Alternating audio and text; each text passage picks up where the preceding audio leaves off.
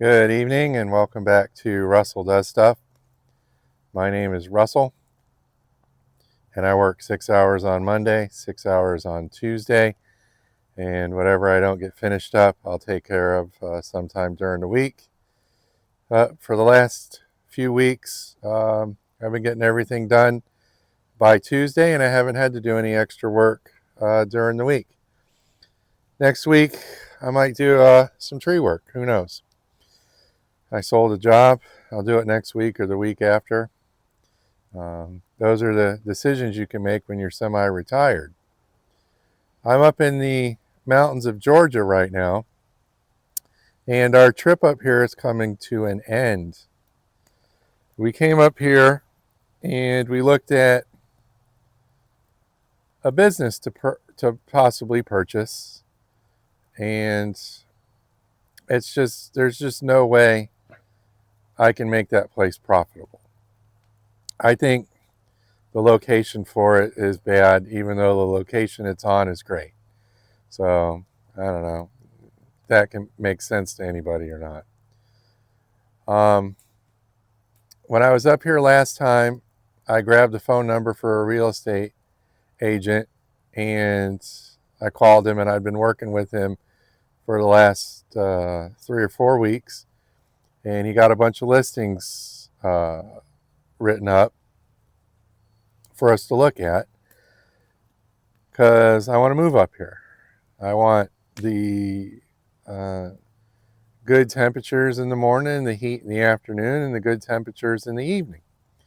Now I'm sitting outside. In Florida, it's hard to sit outside because of the mosquitoes, and it's so hot all the time. The sun is right there, peeking through the mountains, and I think it's about 6 o'clock. So we've got probably another hour and a half of sunlight. If you do the Bear Grylls thing where you measure the sun or whatever and divide it by 2, and that tells you how much daylight you have left. I forget the formula. But if you don't step outside your comfort zone, you're going to miss out on a bunch of stuff. I seen something I liked. I saw this man's office. Noticed he had a lot of things going on even though he wasn't there. And I called him. And he's become a friend up here.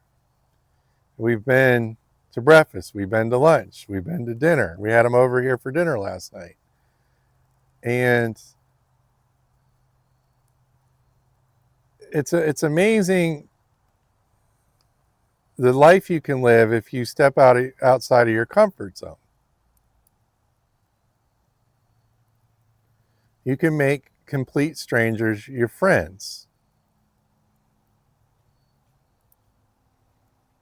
I know he's looking for properties for us, but in a way he cares about us and doesn't want to sell us something that we don't want. We've looked at lots of things today and yesterday and the day before. We've seen the perfect house on the worst piece of property. We've seen the perfect piece of property in the worst house. We looked at a house yesterday that had 3 creeks and a pond. The house, I couldn't even put words to it. It was so oddly built. And I'll put it that way, very oddly built. And then there were structures all over the place. Somebody built a waterfall thing, windmill thing, and a big concrete pool, and had junk all over the place. And this barn was full of 80 some years of someone else's life, an old truck, tools, a sawmill blade that was 5 foot tall and 5 foot wide. Amazing, some amazing stuff that I've seen. We knocked on doors of houses for sale, and the residents that were living there were caught off guard a couple times and forgot that they were showing a house, and met some really interesting people. Wayne, I'm making a video here. That's pretty loud, Wayne. So we met some real interesting people that are living at these houses. So we probably looked at 20 properties. We found one property that the house was perfect and the yard was all right.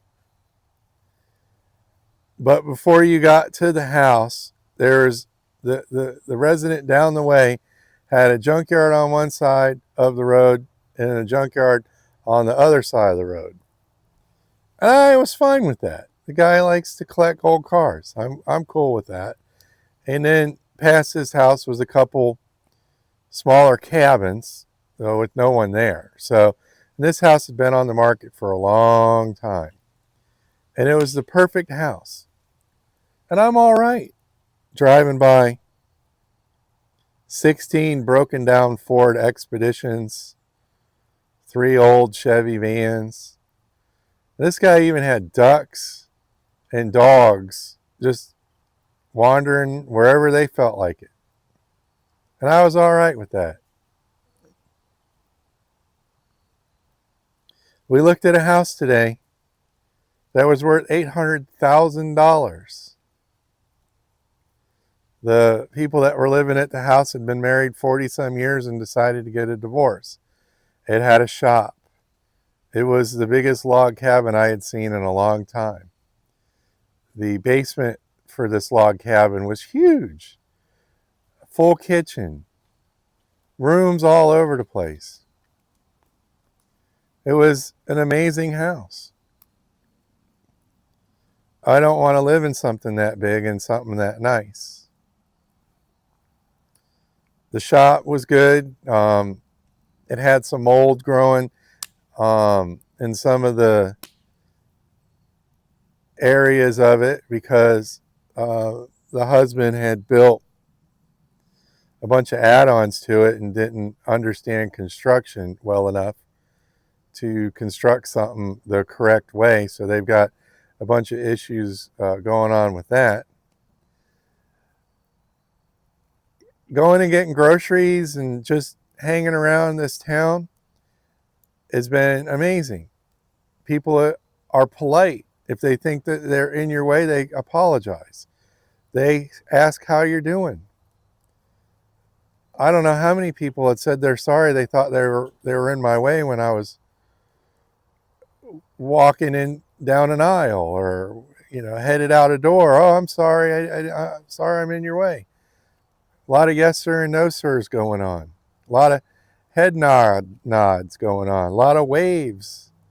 Was walking the dogs earlier and was headed down the road. And the guy pulled off the road and was like, hey, I just want to make sure you guys can get by here safely. None of that stuff goes on where I'm from. None of it. Went to the apple orchard. Everybody was kind. I know this sounds silly, but the lady had some hard candy at the register, and after she rang me up, she grabbed her hard candy out of her pocket and, here, would you like a couple pieces? And of course I said sure. It's refreshing to be around good people like that. I went and visited with Mickey a little while ago and picked up that pumpkin I bought for Mama Bear, and we talked for 30 minutes. I'd love to be his neighbor, but nothing around his house is for sale. So, but we're going to keep looking. And we got Mike on the job. He's a great realtor. He's an amazing person. He's hard working, and he had his game face on today because he was trying to find something for us that we'd like. And I don't want to be house rich and checking account poor. I want to have a balance with my money. Another thought I'm having here is all the employees. Everybody's working and happy to be at work. You know, even though the Dairy Queen, I think, is having some trouble with some afternoon help. I guess there was a paper here, and some of the troubles the Dairy Queen's having with their customers made it into the newsletter, and the residents weren't happy, you know. Drove through a small town and saw a bunch of people from the community out voicing their opinion on the street corner. I didn't agree with their opinion, but it was just interesting, you know, to see people come together for things that they feel are right. You know, the truth is the truth to whoever the beholder is. I just find it very interesting up here. And when I woke up this morning, I felt sad that I had to leave. And I'll be back. I'll be back in 3 or 4 weeks, and we'll continue to hunt for what I consider a great place to live, a great place to raise your kids and start a family. A lot of the people that I've met up here are third, fourth, fifth generation residents. It's good stuff. I like it. Traffic's not real bad. I haven't seen one car accident. I will say as soon as we got across the border in Georgia, I saw cops had somebody pulled over, and you know, they had their hands up on top of their heads. Few people pulled over for speeding and stuff like that, but you know, no car accidents. You know, it's refreshing. Where I'm from, there's a car accident every mile. So I'm going to end the video, and I just want to say thanks to all my subscribers for watching all my videos and my past videos. It means a lot to me. And if you haven't watched the video I made about Mickey, that's a real good video. I think it's probably the best video I've ever made.